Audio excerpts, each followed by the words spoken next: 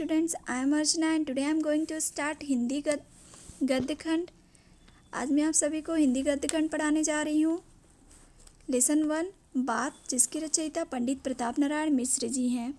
ये लेसन मैंने पहले भी आपको पढ़ाया है।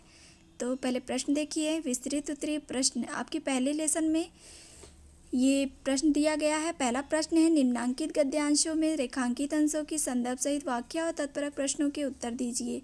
तो इसमें मैंने पहला और दूसरे का मैंने जो गद्यांश दिया है उसका मैंने संदर्भ और वाक्य बताया था, समझाया था, जो भी प्रश्न उससे रिलेटेड पूछा गया था। तो आज मैं तीसरा समझाने जा रही हूँ, लेकिन सबसे पहले आप लोग इसे समझिए। जो भी मैं रीडिंग करने जा रही हूँ, आप अपने बुक को ओपन करिए और ध्यान दीजिए।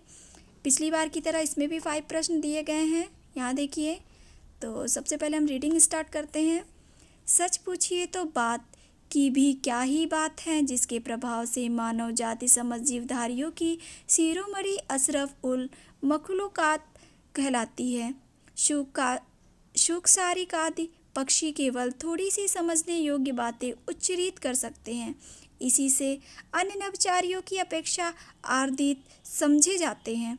फिर कौन न मानेगा कि बात की बड़ी बात है। हाँ, बात इतनी बड़ी है कि परमात्मा को लोग निराकार कहते हैं, तो भी इसका संबंध इसके साथ लगाए रहते हैं। वेद ईश्वर का वचन है, कुरआन शरीफ कलामुल्लाह है, Holi Bible word of God है। यह वचन कलाम और वर्ड बात की के पर्याय है, जो प्रत्यक्ष मुख के बिना स्थिति नहीं कर सकती।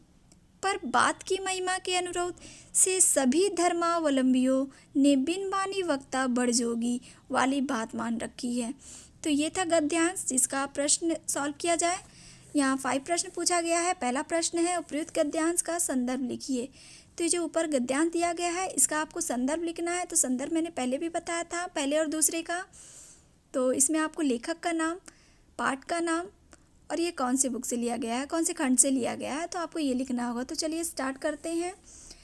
प्रस्तुत गद्यांश हमारी पाठ्य पुस्तक हिंदी गद्य में संकलित पंडित प्रताप नारायण मिश्र, जो बात शीर्षक पाठ से के लेखक हैं। तो ये था संदर्भ, जिसमें आपको ये भी समझाना होगा कि इसमें लेखक क्या कहना चाहता है। इसके अंतर्गत लेखक ने बात की महत्ता का वर्णन किया है और कहा है कि बात के कारण ही जनमानस में व्यक्ति की प्रतिष्ठा से वृद्धि होती है। तो ये था संदर्भ। अब चलिए दूसरा प्रश्न देखिए, रेखांकित अंशों की व्याख्या कीजिए। तो यहाँ तो रेखांकित यानी अंडरलाइन नहीं दिया हुआ है, बट आपके बुक में दिया होगा। तीसरा प्रश्न ध्यान दीजिए, उसमें अंडरलाइन होगा, उसी की व्याख्या आपको करनी है, लेकिन यहाँ मैं पूरा समझाऊंगी, तो आप लोग ध्यान से सुनिए। वस्तुतः बात का महत्व इतना अधिक है कि उसका वर्णन करना कठिन हो जाता है। यदि बात के महत्व को लक्षणबद्ध किया जाए तो एक ग्रंथ बन सकता है। संसार में मानव को समस्त प्राणियों से श्रेष्ठ माना जाता है। उसका मुख्य कारण भी यह बात ही है, यानी मानव बात कर सकता है, बातों में श्रेष्ठ है, इसलिए इसका मुख्य कारण बात ही है। मानव ही एकमात्र ऐसा प्राणी है जो बात करने में चतुर है। इसी कारण वह सभी प्राणियों का सिरमौर बना हुआ है।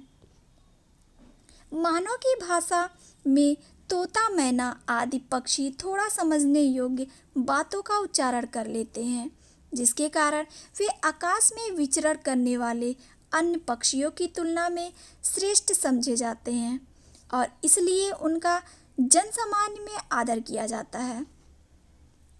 इतना सब कुछ होते हुए भी भला कौन ऐसा व्यक्ति होगा जो बात की महत्ता को स्वीकार नहीं करेगी।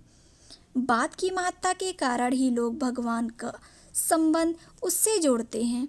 यद्यपि लोग भगवान को बिना आकार वाला मानते हैं, किंतु लोग फिर भी श्रेष्ठ उपदेश वक्ता कहकर उसकी सर्वोच्च सत्ता को स्वीकार करते हैं। लेखक बात की महत्ता का वर्णन करते हुए यह कहता है कि यदि यह कहा जाए कि भगवान तो निराकार होने के कारण संभाषण मीन्स होता है उपदेश, कर ही नहीं सकते, तो वह मनुष्य से भी निम्न श्रेणी में आ जाते हैं। क्योंकि मनुष्य तो संभाषण करने में समर्थ है। अतः बात यानी सदुपदेश ही भगवान को मनुष्य से श्रेष्ठ बनाती है। इसलिए शायद सभी धर्मावलंबी भगवान का संबंध भाषण शक्ति से अवश्य जोड़ते हैं, चाहे वे उसके निराकार रूप से समर्थ हो अथवा साकार रूप के। तो ये था इस गद्यांश का वाक्य। चलिए तीसरा प्रश्न है, निराकार परमात्मा का संबंध बात से कैसे है? तो इसका उत्तर होगा, हिंदू समाज में वेदों को ईश्वर का वचन कहा जाता है, साथ ही ईश्वर को निराकार कहा जाता है। ये था इसका आंसर। चौथा प्रश्न है, मानव जाति समस्त जीवधारियों में क्यों शिरोमणि है? तो इसका आंसर होगा, बात का प्रभाव के कारण मानव जाति जीवधारियों में शिरोमणि है। पांचवा प्रश्न है, बिन वाणी वक्ता बड़ जोगी का क्या अभिप्राय है? तो इसका आंसर आप लोग लिखेंगे, बिन वाणी वक्ता बड़ जोगी का अभिप्राय प्रत्यक्ष मुख के बिना बात से स्थित स्पष्ट हो जाता है। तो ये था इस पांचों प्रश्न के जो भी मैंने समझाया। आई होप आपको समझ में आ गया होगा। नेक्स्ट क्वेश्चन, इसका जो चौथा क्वेश्चन है मैं नेक्स्ट डे लेकर के आऊँगी, लेकिन तब तक के लिए आप लोग जो भी मैंने तीनों वाक्यांश बताए हैं, लाइक पिछली बार मैंने जो पहला और दूसरा बताया था और आज जो मैं पढ़ाई हूँ, आप लोग तब तक के लिए रिवीजन करते रहिए। तब तक के लिए ओके।